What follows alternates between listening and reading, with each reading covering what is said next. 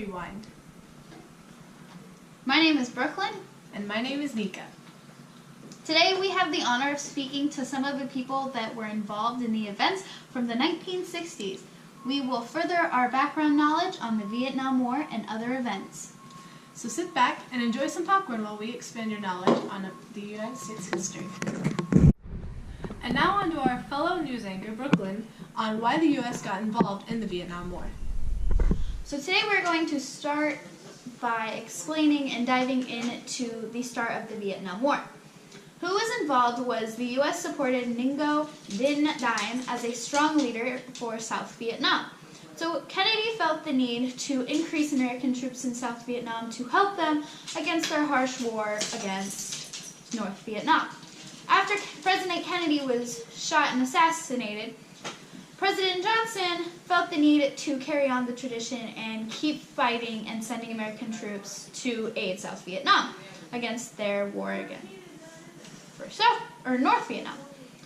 Well, so Johnson sent ships to North Vietnam, the coast, to have raid attacks on North Vietnam, while they were more focused on the other coast where other countries were fighting against them, which caused a big damage to their war efforts, or how they were strong.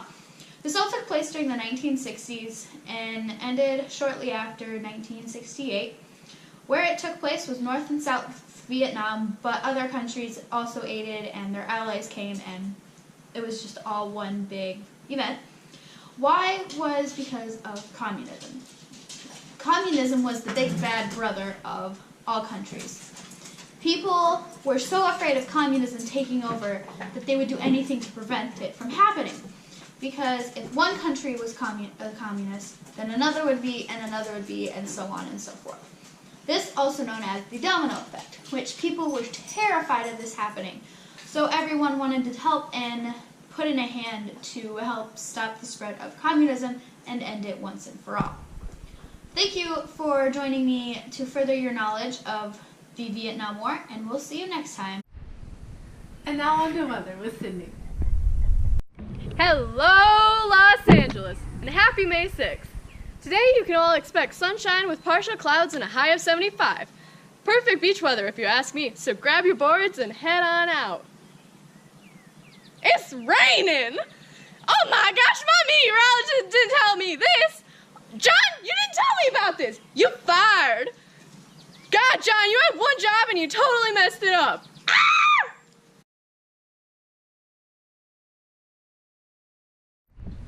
Wow, it's a good thing she's pretty.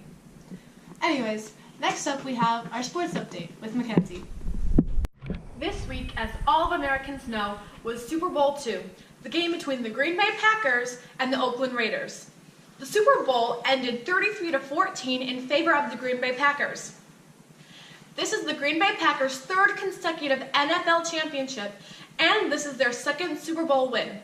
And going off of the information I have, they might have many more wins in the future. Bart Starr was again chosen to be the game's MVP as he completed 13 of 24 passes for 202 yards and 1 touchdown, and directed the Packers fight that was in control all the way after creating a 16-7 halftime lead. This was also the last game for Packers coach Vince Lombardi, ending 9 years at Green Bay, in which he won 6 Western Conference championships, 5 NFL championships, and 2 Super Bowls. Good game, Green Bay Packers. Go, Pack, go! And now, on to some information about Woodstock, an upcoming music festival that our news reporter, Mackenzie, will be reporting about.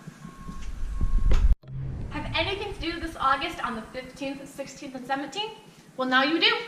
Woodstock 1969's lineup has just been released. This 3-day music event is the place to be to meet up with new people and just be happy with your friend Mary Jane. On day 1, we got Richie Havens singing his song Freedom along with some of his others. Then Sweetwater, Sri Swami Sachi Deed Ananda Sri Swami and you get it. Bert Sommer, Tim Hardin, Arla Guthrie, and Joan Baez. Day 2, you got Quill, Country Joe McDonald, Santana, John B. Sebastian, The Incredible String Band, Canned Heat, Mountain, the Grateful Dead, and Creedence Clearwater Revival. On day 3, The Who singing all of their hits, Jefferson Airplane, Joe Crocker, Country Joe and the Fish, Janis Joplin, 10 Years After, Johnny Winter, Blood, Sweat and Tears, Crosby, Paul Butterfly Blues Band, Shanana, and Jimi Hendrix. So bring your friends, come down to Woodstock's on August 15th through 17th this year. Do your feet hurt after a long day of running around with friends? Are Oxford and saddle shoes too expensive for your low-class budget? Well, now we have the solution. Converse. Man, these shoes are killing me. My feet hurt. Try Converse. Okay, how much are they? They're only $3.32. Really? Yeah, It's a pretty good deal. even lower class people can afford them. Hey, that's me! Good job. They're Yay! really comfortable too. With our wide selection of colors from black and white to black and white, come by the store and pick up your pair today. Now featuring the Flash DC Converse by popular demand. Not sponsored by DC. Sadly. Now, from high tops to low tops. Get yours today.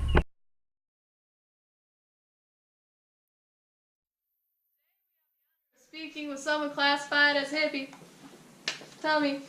Okay, so growing up, my name was Margaret, and that's how people knew me as. But as I grew older and I became more involved with culture and beliefs and stuff, I felt that Daisy fit my personality better. So I noticed your sign. Yes, my sign says love, not war, because we feel that war is unnecessary and unneeded because of different beliefs or ideas, or if you don't like a person. We feel that people should learn to love each other based on their differences and different beliefs. How do people view you based on your decisions? Well, it depends on what kind of decisions. Some people agree with me on my decisions, like they'll make or have love, not make war or whatever. But people also view me as being inappropriate based on the clothes I wear, the music I listen to, and the things that I find entertaining. What kind of clothes do you wear? The clothes I typically wear are based generally around the mood I want to set, which if I'm in a good mood, I'll wear clothes that are more flattering to me, or if I'm in a kind of a sadder mood, I'll wear clothes that kind of hide me away, if that makes sense to you. But typically we wear loose clothing, baggy clothing, colorful clothing is a big one that we wear, but some people don't wear clothes at all. All right. What kind of music do you personally listen to? The music I listen to is more of like an upbeat music because I always want to be in that, good mood, not some down mood. My favorite band that I'm excited to listen to in this upcoming Woodstock is Santana. Definitely. All right. Well, thank you for letting us get a dive into your culture, and Well, we'll be thank back you for having me. after this commercial break. Mommy! Mommy, I want popcorn! Mommy! There's no one over there. But I want popcorn, Mom! Mom! Mommy, popcorn! Popcorn! I got popcorn. I want popcorn! Mommy, popcorn! You want lots of popcorn? Yeah, that's popcorn! I got lots of popcorn. That's popcorn! Lots of popcorn.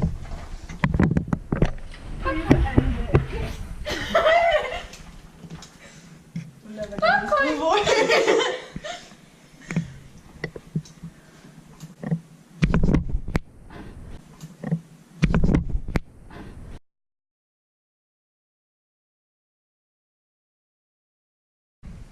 Today we have the honor of speaking to one of the students that was at the scene of the Kent State shootings.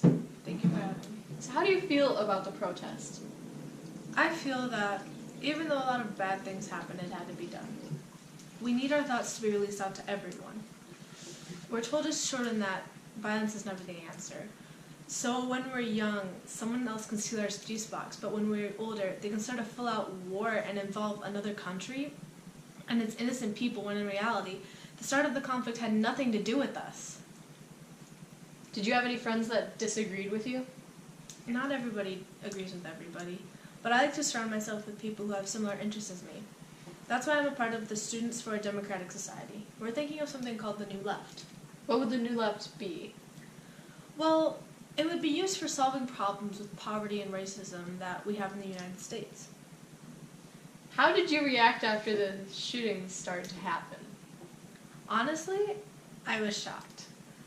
I understand that what we may have been doing, not everyone liked that, but for them to open fire on us, we were unarmed civilians, and they took advantage of that. I mean, it was a cowardly move, just because we took a stand for what we believed in. What kept you going? Motivation? War is an unnecessary act of aggression. I feel that it would be wrong of me to just stand by and watch all of this happen and not try to do anything to stop it. So were you scared? Of course I was scared. I mean, I came out to voice my opinion and I was shot at. Thankfully nothing bad happened to me, but I looked around and the ground was littered with bodies and blood. I mean, who would be scared of that? After all, we're still part of the younger generation. I mean, we haven't experienced anything that's traumatic yet. I mean, not until now, I guess. Where do you think you're going to go from here? Well, the people a part of SCS, or like the Students of a Democratic Society, we're starting to talk about the idea of another movement called the Teach-In movement, where we would protest for withdrawal from the war. So you believe we should withdraw from the war? I do believe we should withdraw from the war, just because why should we, as Americans, want to involve ourselves in another country's civil war? Well, thank you for your time, and we'll be right back after this commercial break.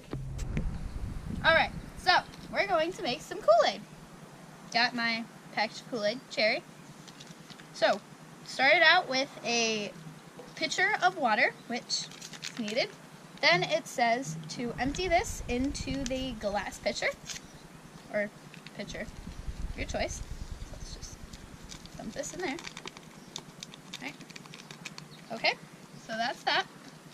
So now it says to add granulated sugar, which I have right here. It says to add 1 cup of sugar. Alright, so we got our cup of sugar. I'm going to put that in there.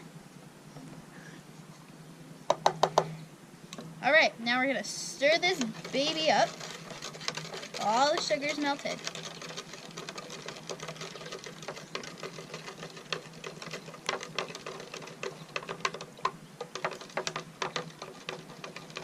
Alright, so we got our pitcher of Kool-Aid, which is now made. Now we got our glass.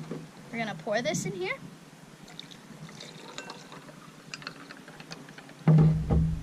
And voila.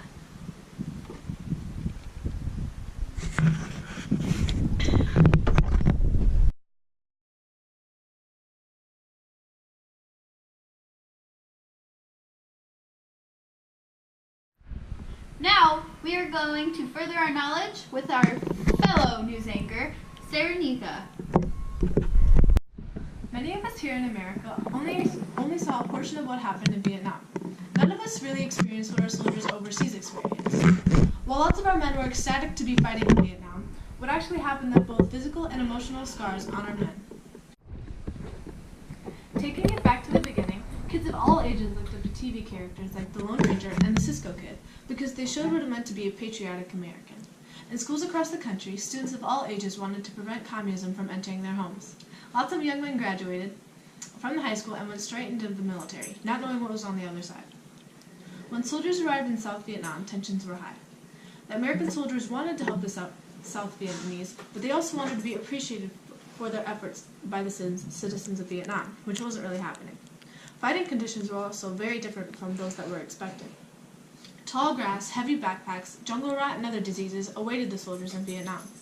There was also the possibility that innocent-looking civilians were allies to Viet Cong and could harm the soldiers. So men fighting in Vietnam were constantly on edge. The citizens of the area suffered greatly as well. Bombings wrecked Vietnam and Cambodia. Agent Orange, a herbicide meant to deforest jungles, would cause birth defects in future generations due to their parents' exposure to the poison.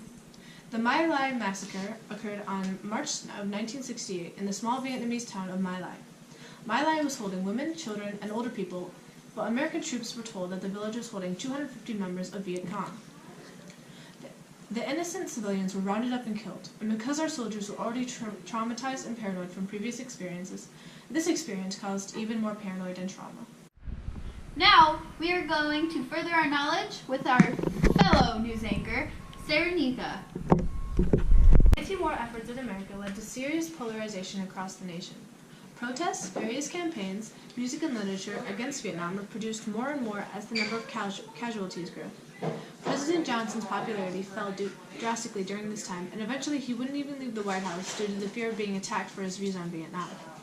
POTUS then announced on live television that he would not be running for re-election, mainly because he knew his base of support had disappeared from beneath him. In the 1968 election, multiple candidates ran against each other: Eugene McCarthy, Robert Kennedy, Hubert Humphrey, and Richard Nixon. McCarthy didn't move on in the election, and Kennedy was assassinated. That left Humphrey and Nixon in the election and against each other, and to further his campaign, Nixon told the public that he had a secret plan to end Vietnam once and for good. Nixon won the election and started to remove American soldiers from Vietnam in a process of Vietnamization, which meant that when American soldiers left, South Vietnamese soldiers would take over. However, Nixon got caught up in the war as well, and wanted to win as long as the public didn't have to know how he won. Nixon expanded the war to Cambodia, and so, even as soldiers were taken out of Vietnam, bombing raids in Vietnam and Cambodia eventually continued. Nixon stated he wouldn't just stand by and watch as Viet Cong attacked innocent civilians. His decision definitely fired up the protest movement in America again. At Kent State University, the week after Nixon had given his statement about Vietnam, students were breaking windows, burning buildings that symbolized hate, throwing rocks and empty tear gas canisters at policemen, and were violently showing off their disapproval of Nixon. Police officers fired at the students. They killed 8 and injured 9. A similar situation happened at Jackson State University in Mississippi, when policemen and patrolmen fired into a women's dormitory without a warning. 2 people were killed in that event, and even more students were wounded. Nixon ran for a second term as president in the 1972 to 1973 election. Before he won, he tried to propose a settlement to South Vietnam to fully detach the U.S. from the war. When an agreement couldn't be reached, POTUS ordered a heavy bombing campaign on Hanoi, the North Vietnamese capital, and mined out North Vietnamese harbors. Before the election actually occurred, Henry Kissinger, the National Security Advisor, announced that peace was at hand. In 1973, the U.S. and South Vietnam signed a ceasefire, and the United States' involvement ended. However, this doesn't mean that the Civil War was over. Without American soldiers' assistance, the South Vietnamese couldn't keep up with its northern counterpart. In 1975,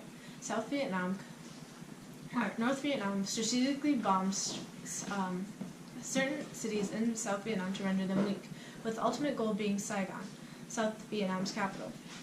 On April 29th, when communist forces were surrounding Saigon, the U.S. decided to carry out a last-minute evacuation. In this evacuation, 6,000 Vietnamese citizens and 1,000 American citizens were taken away from the city by helicopters, which placed them on aircraft carriers waiting offshore. The next day, Saigon surrendered to North Vietnam. After America put all of its efforts to win Vietnam, it was still a major loss for America. 58,000 Americans were killed in action and 300,000 were wounded in action. The war cost about $150 billion US. In Vietnam, the casualties were far larger, and the landscape still shows battle scars today. This war put America into a major funk. Previously, America had thought of itself as a country that protects others from communism, but after Vietnam, it was obvious this was not true. In 1973, the U.S. and South Vietnam signed a ceasefire, and the United States' involvement ended. However, this does not mean that the Civil War was over. Without American soldiers' assistance, the South Vietnamese couldn't keep up with its northern counterpart. In 1975, North Vietnam strategically bombed certain cities in South Vietnam to render them weak, with the ultimate goal being Saigon, South Vietnam's capital. On April 29th, when communist forces were surrounding Saigon, the U.S. decided to carry out a last-minute evacuation. In this evacuation, 6,000 Vietnamese and 1,000 American citizens were taken away from the city by helicopters, which placed them on aircraft carriers waiting offshore. The next day, Saigon surrendered to North Vietnam. Alright guys, so this wraps up all we have for this week. Meet us back here next week with some brand new stories.